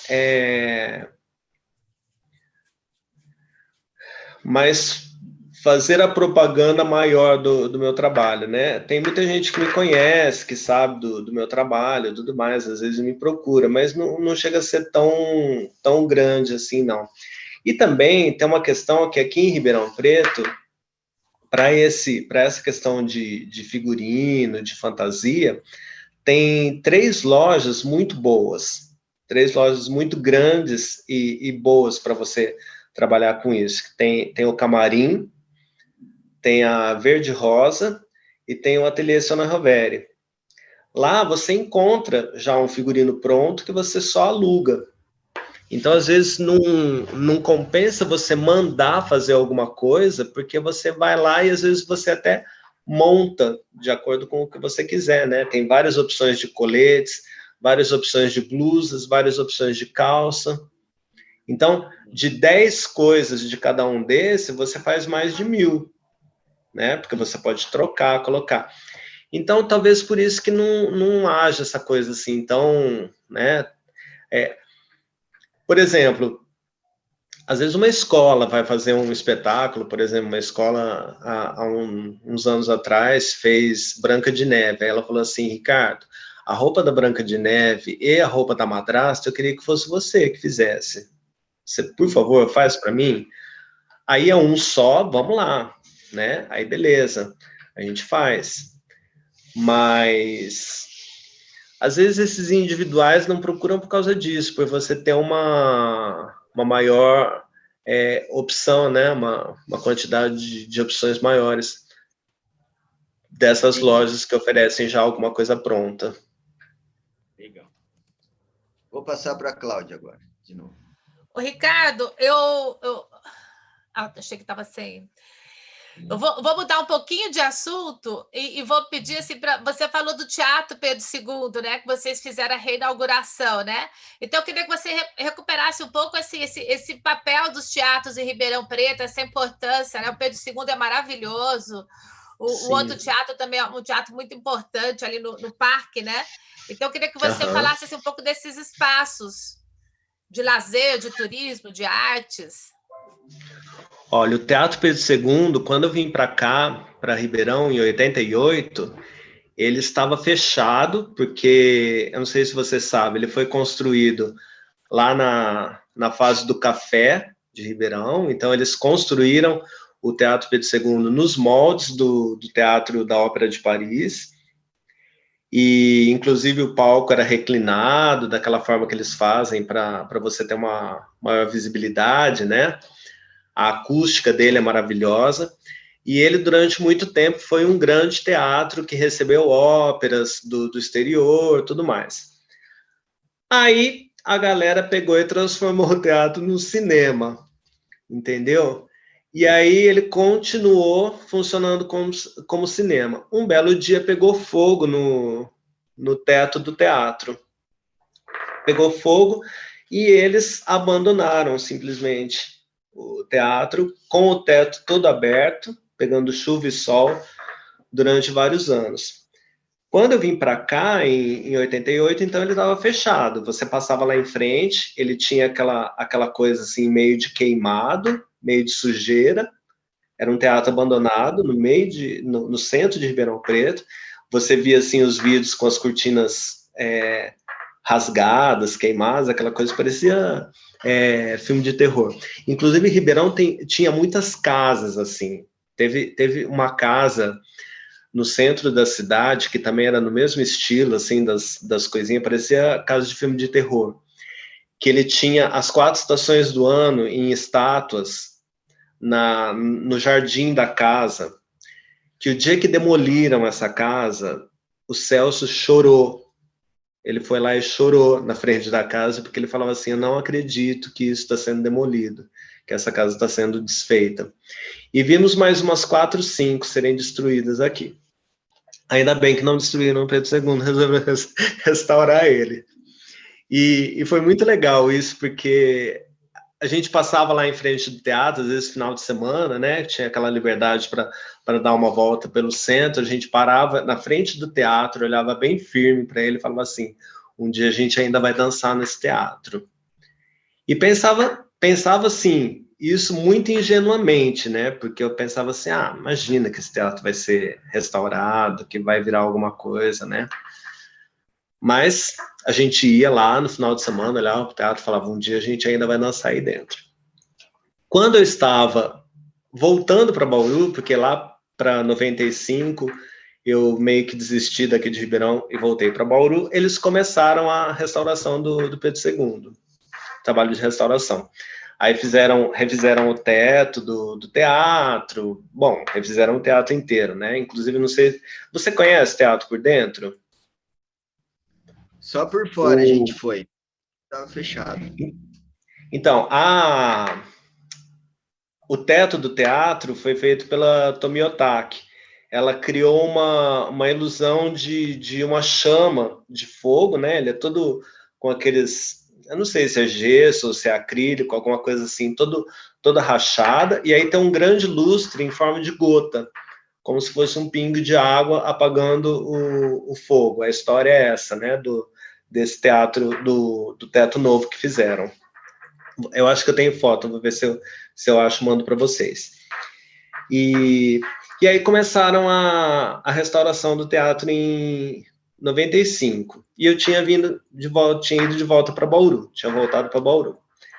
Só que aí a associação, tinha uma associação das escolas de dança aqui em Ribeirão Preto, que reunia todas as escolas, tal, e elas se empenharam em fazer um espetáculo de dança para essa inauguração, porque o teatro reinaugurou com ópera, dança, teatro e orquestra.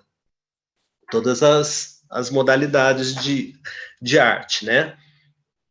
E aí a dança ficou por conta dessa associação. Aí teve um tipo de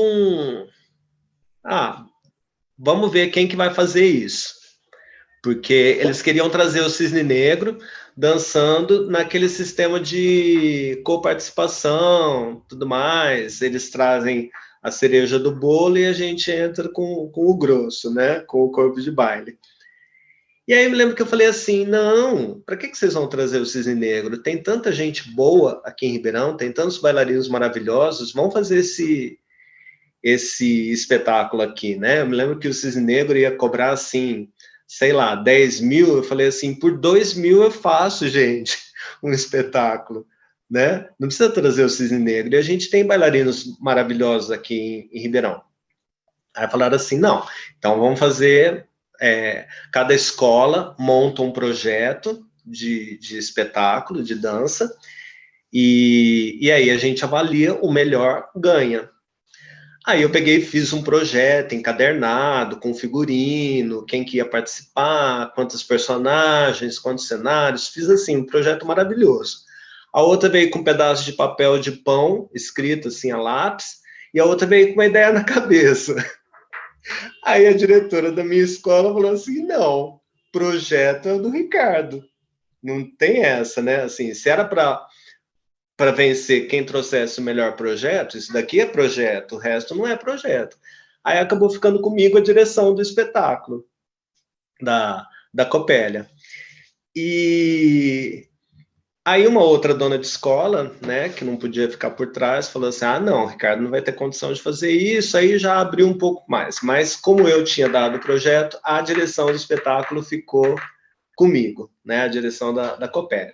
Fizemos uma audição, cada escola mandou seus melhores alunos, aí eu dei a aula, as donas de escola se reuniram, avaliaram quem era melhor para fazer isso, fazer aquilo, quem ia ser tal, e o Celso foi escalado para ser o Dr. Copélios do espetáculo. E eu peguei e falei assim, não vou participar, porque como eu vou coreografar e dirigir, eu quero ficar mais tranquilo. Aí tudo bem, tínhamos um bailarino bonito de uma escola que estava fazendo o papel principal, tudo mais. E esse espetáculo começou a ser concebido em 95, e só foi apresentado em 96. Quando voltou a trabalhar em 96, o menino tinha sumido. Aí falaram assim, Ricardo, vai ter que ser você. Aí eu falei, então tá, então vamos, já sabia tudo, já sabia o espetáculo todo, já tinha ensaiado todo mundo. Aí estreamos, eu e Celso, no Teatro Pedro II, do jeito que a gente tinha falado lá, assim, um dia a gente ainda vai dançar nesse teatro. Olha, foi uma experiência, assim, fantástica, foi maravilhosa. Mas, assim, o Pedro II, você falou dos outros teatros, né? O Pedro II, ele é maravilhoso, ele tem, assim, uma estrutura muito linda, uma estrutura física muito linda. Mas, em termos de palco, ele não é tão funcional quanto o Teatro Municipal daqui. O Teatro Municipal daqui é muito mais bem arrumado em termos de palco. O palco é maior, porque o Pedro II ele tem uma boca de cena estreita e ele tem muita profundidade. Então, às vezes, você não aproveita tanto a profundidade, porque senão as pessoas vão ficar muito longe.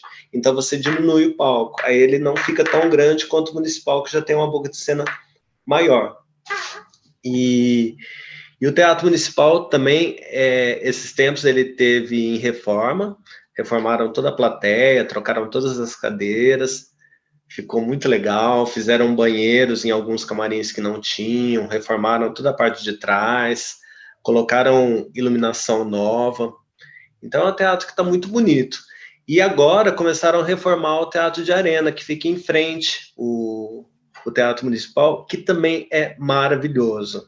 É um teatro, eu não sei se vocês chegaram a conhecer, Teatro de Arena. Não. Ele fica em frente, o Teatro Municipal está aqui, tem uma fonte, o Teatro de Arena é na frente. Ele é um Vitória Régia fechado, né? E sem lago.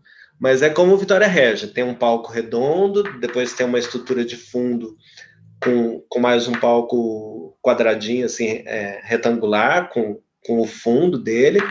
Também posso mandar fotos maravilhosas dele. E ele está sendo reformado agora, né? O único problema do Teatro de Arena, como qualquer outro teatro de arena, é você saber da previsão do tempo para se apresentar lá. Mas, estando um tempo firme, é maravilhoso. Eu assisti o Galpão de Belo Horizonte, apresentando Romeu e Julieta lá, foi uma coisa assim, fantástica. Não sei se vocês já viram Romeu e Julieta do Galpão. Eles fazem um espetáculo dentro de uma veraneio. Então tem coisas em cima da veraneio, para lá da veraneio, tudo mais, eles usam perna de pau. E agora eles estão reformando esse teatro de arena. Muito bom. Foi meio confuso, né? Não, tá ótimo. Estava lembrando da frente do teatro. Eu vi pela frente. Assim, você vê ele lá embaixo, o Teatro Municipal. Lá em cima. Ou você falou teatro de arena? O Municipal.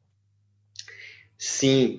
É que ele fica num morro, né, o Municipal. Por isso que eu fiz a brincadeira, né? Você não viu ele lá embaixo, você viu ele lá em cima.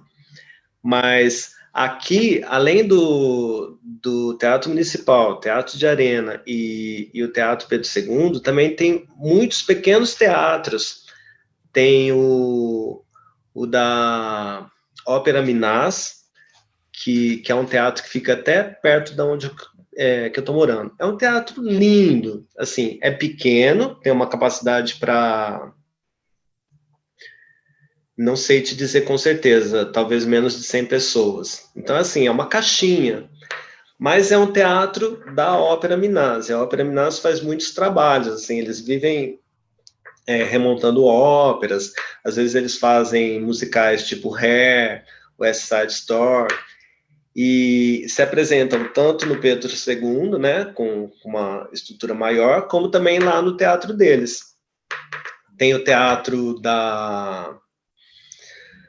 de uma companhia de teatro daqui, que eu não me lembro agora o nome, mas é um teatro pequenininho também, mas para apresentações de teatro ele dá super certo.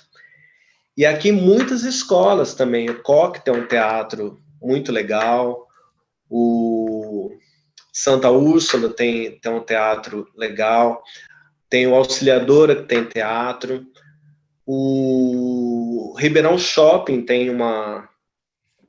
Lá eu nunca fui para saber exatamente como é, mas eles têm um centro de eventos lá, que acontece muitos espetáculos, assim, geralmente mais show, mas eu acho que existe também a possibilidade de funcionar como teatro. Então eu acho muito legal isso aqui em Ribeirão, porque assim, tem um leque maravilhoso de teatros. Ô, Ricardo, não sei se você chegou a frequentar, assim, antes da pandemia, o Cine Cauim. Não chega a ser um teatro, né? Mas é um lugar cultural bacana de Ribeirão Preto. Sim, o Cine Cauim, ele é um cinema mesmo, que ele apresenta... ou ele faz as apresentações de filmes por um preço... Ou nem tem preço, viu? Acho que é sempre gratuita a entrada lá. Mas eles apresentam assim, por exemplo, Parasita, quando lançou, eles estavam apresentando lá no Cauim também. Aí você vai e é um cinema maravilhoso, porque os cinemas eles se acabaram, né? Eles foram assim, com essa coisa de colocar cinema em shopping, os cinemas eles foram fechando, né? Com o tempo, esses cinemas de sala grande, né? De centro da cidade. Aqui, quando nós chegamos, tinha o Cauim, que chamava Bristol, tinha o Comodoro, que era perto da Catedral, e tinha um cine na Praça 15, que eu não me lembro o nome. Me lembro desses três. Aí esse da Praça acabou virando cassino, acabou virando cassino durante um bom tempo, depois acho que virou Casa Bahia agora. O Comodoro virou cinema de sexo pornô, né, explícito, e o Bristol virou o Cauim. Inclusive, eles são muito, assim, o trabalho deles é muito legal. Por exemplo, teve uma época que tinha o festival de dança aqui em Ribeirão Preto, né, eles fizeram o Dança Ribeirão. Foi durante uns 10 anos um festival muito legal.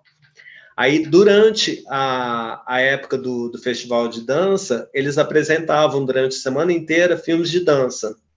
Então, apresentava Retratos da Vida, Fame, All the Jazz, filmes que é muito difícil você ver no cinema de novo. Mas o Cauim, às vezes, ele faz isso também. Ele faz umas programações, assim, diferentes, né? Faz uma semana Disney, por exemplo. Aí vai mostrar Branca de Neve, Cinderela, coisas antigas, né? Que a gente também perdeu o costume de ver no cinema, porque hoje em dia com o videocassete... videocassete nem existe mais. Mas com o DVD, com a Netflix, com o Globoplay, você não tem muito mais, às vezes, essa coisa de ir no cinema, né? Embora não se compare. Quando tem filme no Cauim, eu acho muito gostoso e assim, ter aquela sensação daquela salona grande, né? Não é aquela coisa do shopping, que você entra no shopping, aí você passa pela praça de alimentação, aí você chega no cinema. Não, você chega no cinema. Eu acho que faz toda a diferença. Ô, Ricardo, não sei se você pode falar para a gente, se eu gostaria que você comentasse um pouco, né? Que você falasse um pouco da Marta Buba. A Marta. O que você quer que eu fale sobre ela? Quem sobre é a a vida Marta Buba? De devassa e onde veio essa mundana? personagem? Como é que surgiu a Marta Buba? A Marta Buba surgiu assim. Logo que eu vim para Ribeirão, eu tive um pouco de contato, assim, um contato com boate e tudo mais, de ver aqueles shows dos transformistas e tudo mais. Mas era uma coisa muito pequena, assim. Eu achava legal, mas eu achava meio sem graça, assim, porque tinha os transformistas que faziam a ideia do transformar realmente naquela personagem, ou simplesmente fazer uma caracterização feminina e dublar alguma música de alguém famoso, e tinham as caricatas que faziam aquela coisa engraçada, né, para a galera rir, que geralmente era uma coisa meio de mau gosto, uma coisa meio escrachada, nem sempre de mau gosto, mas às vezes extremamente escrachada. E eu e o Celso, para variar um pouco, né, que a gente sempre teve muito junto nessas histórias todas, a gente falava assim, a gente podia fazer alguma coisa aproveitando mais esse lado artístico, essa coisa do teatro que a gente tem, essa coisa de ter visto muito Pernalonga, muito Pica-Pau, que a gente fala, né? Que eles têm um humor ácido, uma coisa assim que pega, né? A gente de jeito.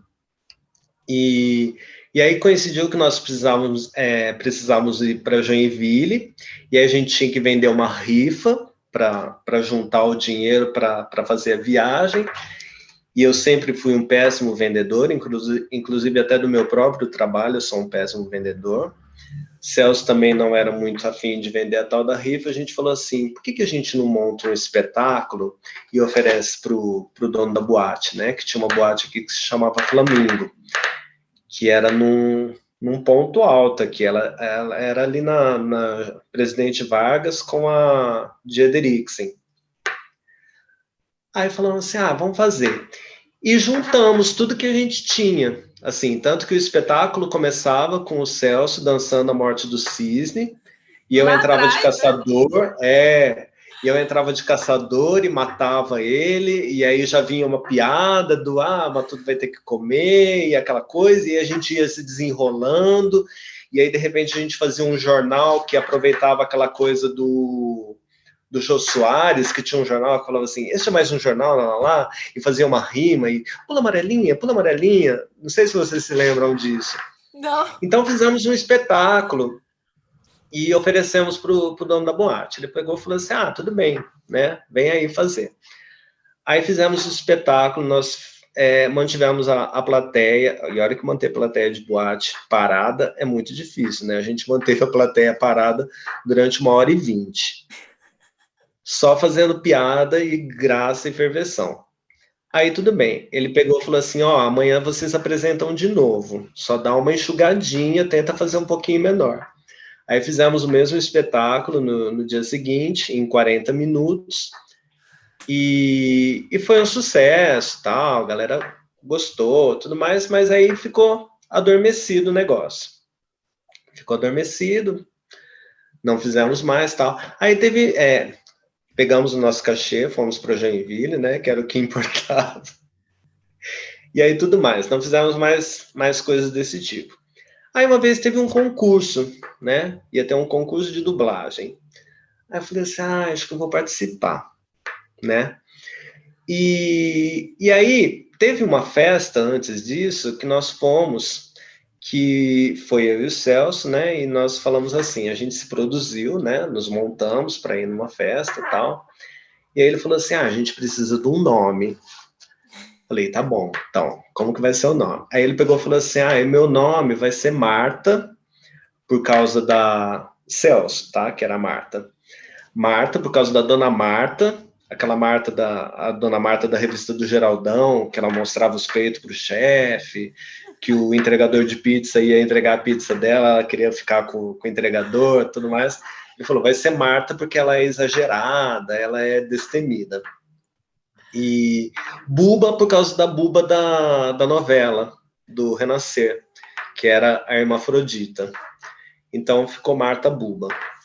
Aí eu falei assim, tá, então você é a Mara, porque tinha a Mara Tara, também das revistinhas lá do Angeli, alguma coisa assim. Vai ser a Mara Buba Muda, porque ela não vai falar. E fomos para tal da festa, curtimos a festa e tal, e morreu por aí. Aí veio o tal do concurso de dublagem, né? Vamos participar. Não, Celso não foi. Fui eu só participar do concurso de dublagem. Aí eu falei assim, Celso, você nunca mais usou tal, eu acho Mara muito fraco, eu acho que Marta é mais imponente. Então você me cede o nome? Ele falou, tudo bem. Aí eu falei assim, então eu vou lá, me lancei no tal do concurso com a Marta Buba. E aí eu falei assim, já que existe a transformista e a caricata, eu quero fazer uma no meio termo. Quero fazer uma chiquérrima, né, bonita assim, tal, toda bem vestida, mas que de repente ela deu alguns deslizes.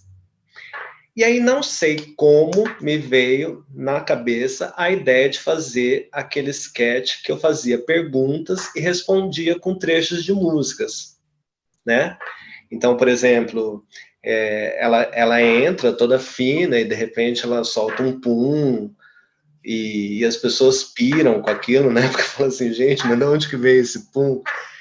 E aí começa uma entrevista, né? E aí tinha entrevista e ele perguntava assim, como foi a sua infância? Ela começa a cantar na voz da Elis Regina, né? O meu pai foi peão, minha mãe solidão, né? Quando você descobriu que o palco era a sua vida? Foi quando meu pai me disse, filha, você é a ovelha negra da família. Ia desenrolando, e o povo gostou muito disso, né? E aí veio a primeira entrevista, a segunda entrevista, a terceira. Então eu fazia esses tipos de espetáculo que tinha uma certa inovação, assim, para a galera, e a galera aceitou muito. E foi muito legal que eu tive a sorte de ninguém nunca querer copiar, porque eu acho que dava tanto trabalho fazer um espetáculo desse tipo, que as pessoas nunca copiaram. Então eu sempre fiquei com esse tipo de espetáculo exclusivo, né? E acabei ganhando tal do concurso lá da dublagem. Fiz esse mais um outro, que também consegui ganhar o primeiro lugar. Foi muito legal. E aí ela despontou, né? Despontou e foi para frente. Aí acabou virando quase que um trabalho durante algum tempo. Mas é um negócio muito desgastante, assim, porque as pessoas... eu não sou tão famoso, né? Mas estava conversando um dia com um amigo meu que é psicólogo. Não estava fazendo terapia, não, embora eu precise. Mas eu estava falando o quanto deve ser louco a vida dessas pessoas. Por exemplo, citei a Carmen Miranda, né? A Carmen Miranda, eu vi uma entrevista dela uma vez, que ela tira o turbante, ela fala assim, gente, eu tenho cabelo, ó, eu tenho cabeça, né? Porque as pessoas olhavam para ela e só viam a Carmen Miranda, né? Não viam a mulher que existia ali, a Carmen, né? E no meu muito pouco reconhecimento, né, artístico dessa personagem que eu fazia, eu via que rolava muito isso. As pessoas, elas começam a te ver como aquele personagem. Então, assim, ninguém chega para conversar com você e falar assim, você viu o que está acontecendo no mundo hoje em dia? Não. Eles só vão falar assim, você vai fazer show hoje? Eu falava assim, não, né? Tá 10 minutos do show, como que eu vou fazer uma produção inteira para entrar no palco daqui 10 minutos? Não tem como, né? Então, você acaba sendo visto só como aquilo, né? Só como aquele personagem. E aí foi quando eu acabei me desligando, assim, eu falei assim, acho que eu não quero mais isso, né? Porque você não vira uma pessoa, você vira um personagem o tempo todo. E olha que eu nem fui assim, tipo, uma Nani People, né? Uma Civete Montilla, que são personagens que são fortes mesmo e super conhecidas do público, né? O meu patamar foi bem mais abaixo, assim, mas você chega num ponto que as pessoas elas não te identificam como Ricardo, só te identificam como a Marta Buba. E ela chegou a ter página no Face e tudo, né? Teve. Até pouco tempo atrás ainda tinha. Mas acho que foi mais por uma questão de recordação mesmo, né? Teve uma vez que fizeram... porque eu fiz um show com a morte dela também. Eu fiz que nem o Angeli matou a Rebordosa, eu matei a Marta Buba também. Ela recebia um drink da plateia, bebia e era envenenada. E eu morria de medo de tomar o tal do drink que me dava. Aí que alguém colocou alguma coisa nesse drink de verdade, né? Tanto que eu só fazia de conta que eu bebia, assim. Eu dava para alguém da plateia, assim, algum amigo, né? Me entregar o copo, porque tinha uma narração que falava assim, foi quando alguém da plateia lhe ofereceu um drink. Bom, enfim. Aí eu sei que ela morreu, né? E aí foi uma época que em Bauru tinha um jornalzinho do Como Somos, o bar Como Somos tinha um jornal, né? Que um rapaz lá de Botucatu que fazia. E aí eu fiz uma coluna dela durante umas 4 ou 5 edições, que eu fazia ela sendo psicografada por alguém. E era uma coluna assim muito ácida, que eu falava muito, eu pegava muito pesado, assim, criticava a questão das boates, né? A questão de eu achar que Bauru às vezes era parado demais. E, bom, enfim, e eu não guardei nada disso, você acredita? Eu não tenho absolutamente nada disso guardado. Eram uns textos assim muito maravilhosos. Eu falava uma vez que eu falava assim, fiquei um tempo sem sair na noite de Ribeirão, né? E aí, não vou lembrar, desculpa. Não, tranquilo, tranquilo. Eu falava assim, a noite em Ribeirão é morta porque tá sempre vazia ou tá sempre vazia porque é morta? Sabe uma coisa assim? Meio... Era muito ácido. Mas é isso. Maravilha. Lu, você quer perguntar mais alguma coisa? Eu gostaria de saber o que você gosta de fazer quando você não está trabalhando. Seus hobbies, passear, curtir, assistir filme, ouvir música. Eu tô bem desanimado ultimamente, ainda mais nessa época que a gente está assim, né?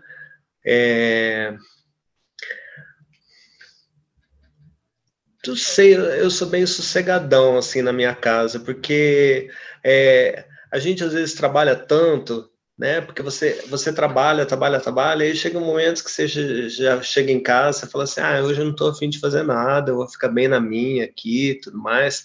Eu já tive muito a minha época da ferveção, de querer sair, querer curtir, ir para boate, dançar ou só observar. Mas isso já faz um bom tempo que não rola mais, né?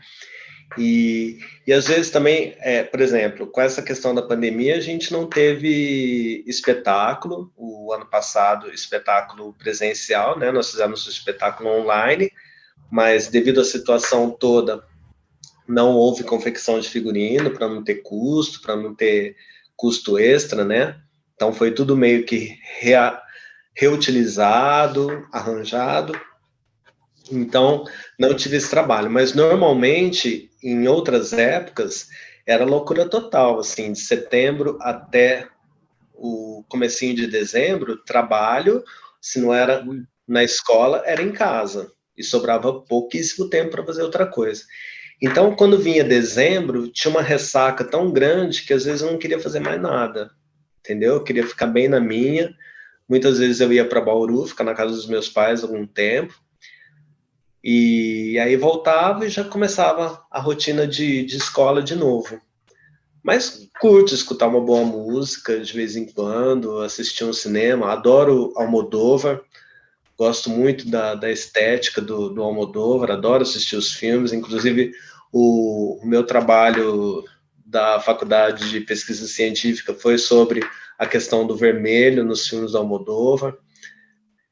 E é isso, passear, ir à casa de algum amigo, curtir aquele café só entre 2, 3 pessoas no máximo, né? Não muita agitação, porque a gente vai ficando mais velho, você vai perdendo um pouco essa... Alguns não perdem, né? Alguns gostam da agitação sempre, né? Eu acho que eu agitei muito, né? Aí perdeu o gás. Ficou aquela coisa xarope só.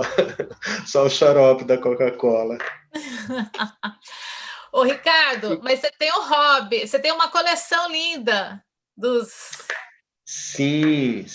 Queria que você falasse. Como começou essa coleção de dedais? Essa coleção veio porque quando minha avó faleceu, ela tinha uns 3 dedais que a minha prima, que mora em Uberlândia, tinha trazido para ela das viagens que ela fez, né? Tinha um dedal de Portugal, tinha um dedal da Terra Santa e um de Córdoba. Aí eu peguei e comentei, né? Porque minha mãe, quando estava separando as coisas, ela falou assim, olha, isso daqui tem a sua cara, né? Você quer ficar? Falei, lógico, né? Guardei os dedais e tudo mais, tal. Aí eu peguei e comentei com a minha patroa, com a Carla, que viaja muito, né? Quase todo ano ela fazia uma viagem para o exterior antes da pandemia. Aí eu comentei com ela que eu tinha um dedal, ela foi viajar e ela acabou trazendo um dedal de cada lugar que ela foi. Que ela tinha ido para a França, então trouxe um de Paris, trouxe um de... Bom, enfim. Aí eu peguei e falei assim, ai, putz, eu vou ter que começar uma coleção agora, né? Falei, que saco, e eu não sou nada pegado com coisa, né? Eu sou, assim, super acumulador. Peguei e comecei a fazer a coleção dos dedais. Aí uma aluna minha que viaja mais ainda do que a minha patroa, foi para uma outra viagem e ela teve a delicadeza também de trazer um dedal de cada lugar que ela foi. Trouxe uns 6 dedais, assim. Aí o negócio já estava com 20 dedal. Aí eu falei assim, eu vou precisar fazer uma caixinha para colocar eles. E nessa história de você colocar assim, né? Colocar lá no Instagram, o lindo presente, fulana me trouxe, lá. Aí a outra que foi viajar já traz um, aí quem vai viajar já traz outro, aí pega, lembra de mim e fala assim, vou levar um dedal e tal. Nisso também, já no dedinho louco, eu já entrei no Mercado Livre algumas vezes e comprei alguns que eu vi, que eu gostei. E aí vai virando uma doença, né? Vai virando uma doença, você vai criando, né, dedal, parece Gremlin, que você joga água, aparece mais 10 no lugar de um. Eu tenho, acho que uns 200 dedais, mais ou menos. E olha que o mais impressionante é que nenhum deles foi de alguma viagem que eu fiz. Assim, pelo menos uns 100 dedais são de pessoas que foram viajar e trouxeram lá. E isso realmente é um comércio nos locais, né? Acho que alguém fez um dia né? E aí alguém começou a perguntar e as pessoas já foram assimilando aquilo como uma possibilidade de comércio. Então, praticamente para qualquer lugar do mundo que você vai agora tem dedal do local, como que eles vendem como souvenir, né? Inclusive teve um que essa aluna minha trouxe da Grécia. Ela falou assim, era um local que ele tinha os dedais assim, todos branquinhos, crus, né? Aí você chegava lá, você escolhia a imagem que você queria colocar no dedal, e aí você ia fazer um passeio de barco, e quando você voltava, ele te entregava o dedal pronto. Então, ele tem uma pintura feita à mão, assim, é uma coisa maravilhosa. E tem dedais de todos os tipos, assim, tem dedal de madeira, de metal, de porcelana, de resina. Acho que só não tem de dente de elefante, porque daí já seria sacanagem demais, né? Que eu acho que o povo nem deixa mais fazer esse tipo de coisa. Acho que tem um aqui pertinho. Não, não tem não, guardei. Ô, Ricardo, e assim, tá faltando a gente falar alguma coisa para a gente começar a encerrar a entrevista? Teria alguma coisa que você não falou e que você queria deixar registrado? Não sei, acho que não. A não ser que vocês tenham mais alguma coisa a acrescentar. Não, eu estou super satisfeita. Você tem mais alguma pergunta, Lu? Não. Achei muito legal a história dele. Agradeço muito pela participação. Então, vou fazer a última pergunta, que eu gosto muito de encerrar as entrevistas com essa pergunta, né? Ela é uma entrevista de história de vida, uma entrevista diferente, não é uma entrevista jornalística, né? Ela vai para o museu, ela vai ficar registrada aí para a posteridade, né? Então, assim, o que você achou de ter feito esse overview assim, sobre a sua trajetória, desde menino até os dias de hoje, assim, essa experiência de deixar a sua narrativa registrada para o Museu da Pessoa? Eu acho muito gostoso. Em primeiro lugar, eu quero agradecer a oportunidade de ter compartilhado com isso. Espero que, de alguma forma, seja bom para quem possa assistir isso, né? Que possa tirar algum proveito. Queria agradecer demais a oportunidade de ter dado essa entrevista, ter feito esse bate-papo com vocês. Como eu te falei no telefone, falar da vida da gente, eu adoro, pelo menos, né? Eu acho que tem muita gente que fala que ficar ligado ao passado, que falar de passado só museu, né? Quem vive do passado é museu. E eu acho que não, eu acho que assim, que o teu passado é muito importante, né? Uma vez estava assistindo uma garota que foi, inclusive, até diretora lá da São Paulo Companhia de Dança, ela falando assim, você tem que saber o passado para saber do teu futuro, né? Para saber do teu presente, porque ele não veio aqui de graça. E eu acho que não tem coisa melhor do que um museu também, né? Quanta coisa você aprende quando você entra dentro do museu, quanta coisa você vê que você fala assim, olha que legal, né? As coisas aconteciam dessa forma, as coisas eram assim, e por isso que você é assim, desse jeito que você é hoje, né? Porque você teve um passado. Então, eu não concordo muito. Até brinquei com o Paulo, o Valderramas, que ele falou assim, ele já é meio estourado, né? Ele falou assim, para mim quem não gosta de falar de passado é quem teve passado ruim, né? Porque daí não gosto de citar o passado, porque não teve um passado bom. E eu acho que meu passado foi maravilhoso, assim, as minhas experiências foram maravilhosas e espero ainda continuar tendo essas experiências. E acho que poder compartilhar isso com alguém, seja lá com quem for, é maravilhoso.